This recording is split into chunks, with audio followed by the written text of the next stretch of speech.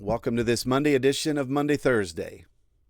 John chapter 13, verses 1 through 20 is a passage which I encourage you to read and to meditate upon this week. This will be the passage that we're going to observe today and this coming Thursday. And in this passage, we find Jesus on the night that he was betrayed and abandoned, sharing a meal with the disciples, who were the very people that would betray and abandon him. Ordinarily, there would be a designated servant who would wash feet. They did not sit at tables and chairs like we do in our culture. They reclined at table. And in this position, someone's feet would inevitably be in the face of someone else. You add to this, what was very common was the open-toed type shoes. Combined with dirt streets, the feet would get filthy.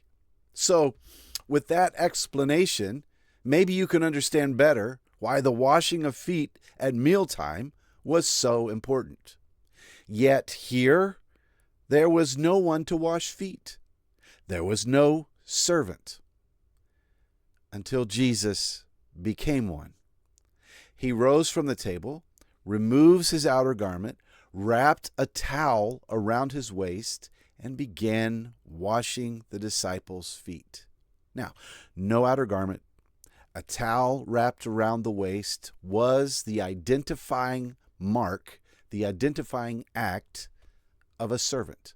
If you were to walk into a room and see a servant, they would be easily identified because they wouldn't have an outer garment and they would have a towel wrapped around the waist. Jesus, he knows what's coming in the next few hours. He knows that he will be abandoned by all, even ultimately by the Father. He knows the scourging that will take place. He knows the betrayal and the denials. So of all the people in that room, he should have been at the top of the list of one being served and not doing the serving.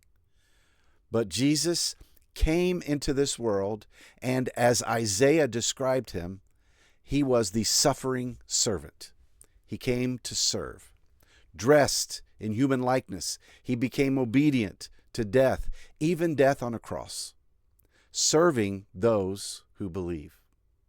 Now, we're going to come back to this passage on Thursday, and we're going to see one more significant thing that happened in this setting.